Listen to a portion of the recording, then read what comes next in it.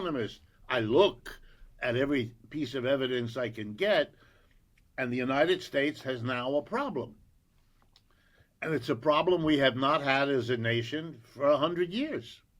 Whatever our internal problems, the inequality that we have, which is very serious, the leftover problems of racism, all of that. I mean, you know that, you talk about it, we all know it unless we have a ideological need to pretend that it isn't there. But what is really new is for the first time in a century, we have a real serious economic competitor. I like to give a couple of statistics when I explain this to my audiences here. The United States GDP, which is that number, a rough number of the total output of goods and services in one calendar year. That's the GDP, right? Gross domestic product. For the United States these days, in the neighborhood of 26, 27 trillion dollars. What is the GDP of Russia right now? Between 3 and 4 trillion dollars.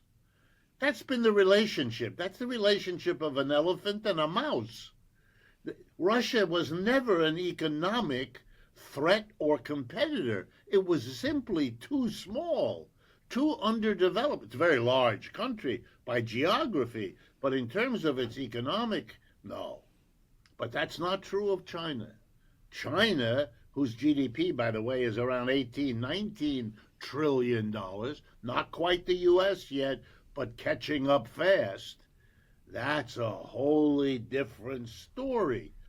That's not, you're not going to fight a Cold War with China with the same results that you did that with Russia. It's a completely, and I don't think most Americans have got their heads around that yet.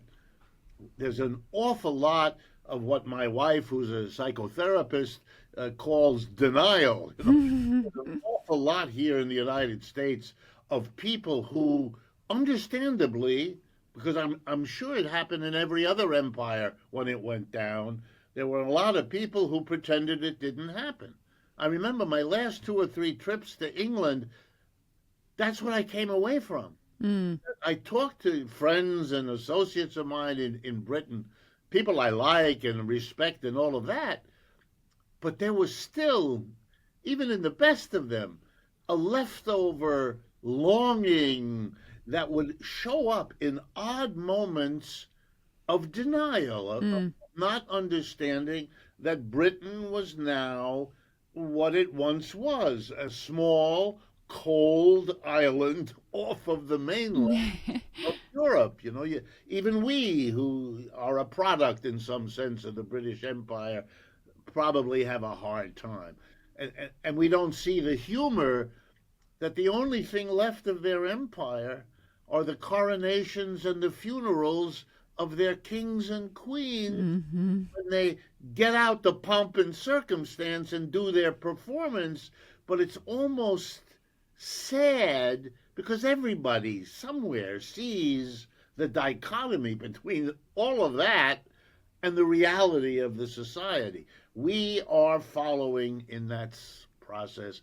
And Mr. Trump, and by the way, this is not even a critique of Mr. Trump. I don't think any president would be in a position to reverse it.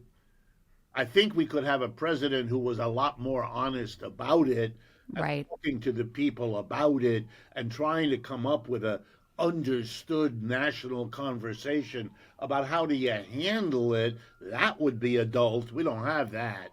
But I don't see that, all due respect, in the last presidential election, neither Mr. Biden nor Mr. Trump nor Kamala Harris spoke about a declining empire and what it means. I don't. Yeah. Well, I think the Denial.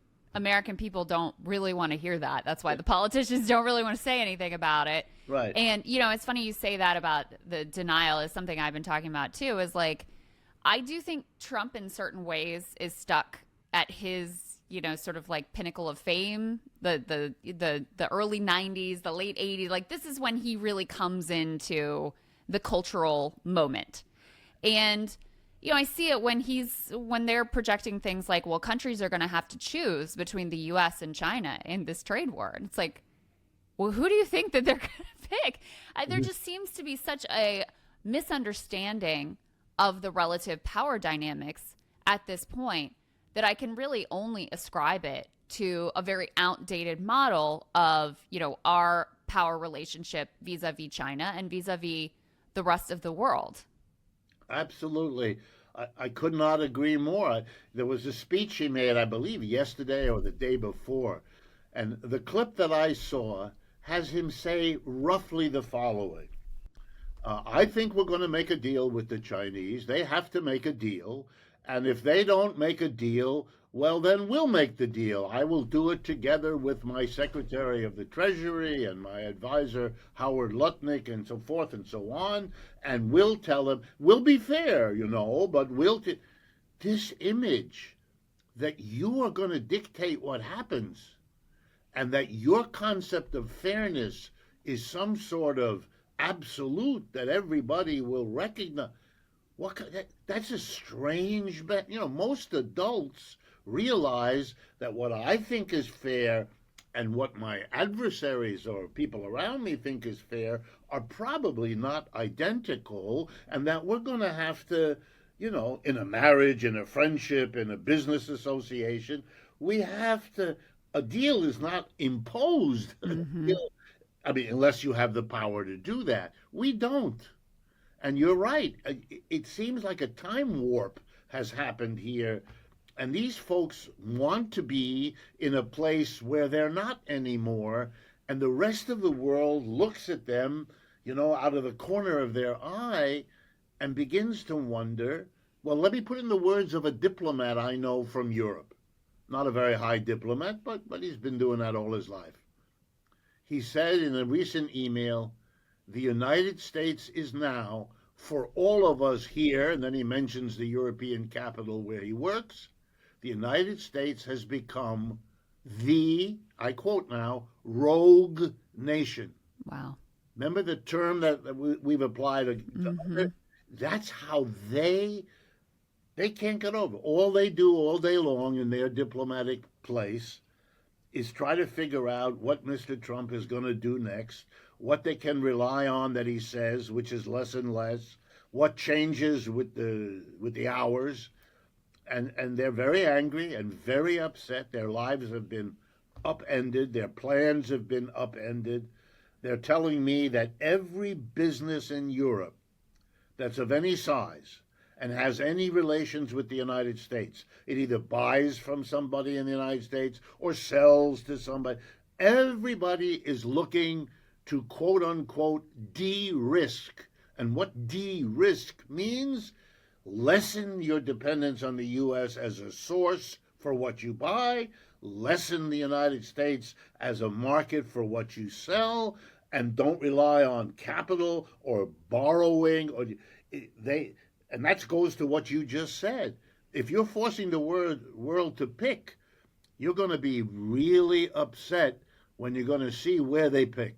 Yeah. Well, I just saw the news that Japan has come out and said, which of course, top ally, trading partner, et cetera, has come out and said, we're not going to be part of any trading bloc that seeks to isolate China because trade with Beijing is too important to us. Right. We see the European Parliament making moves to remove some sanctions on China and assign there, too, of additional thawing. So, I think Trump's comments this week that he doesn't want to keep the very high 145% or whatever the tariffs on China are at this point. It gets to a point where it really doesn't matter. 100, 200, 300 doesn't really matter, that he doesn't want to keep those on. But it seems like he's also looking for the Chinese government to give him some sort of face-saving gesture or some sort of capitulation that they don't seem particularly inclined to make. No, their statements, I find them amazing, and the Chinese have been famous for many years in being, at least in public, who knows what they say amongst themselves in their meetings, but in public, very, very polite, very deferential, very correct and appropriate. They're now letting fly rude comments about the United States. And for me, I think that's quite symbolic of what you just said, that they don't feel they have to, and they now, I think, want to project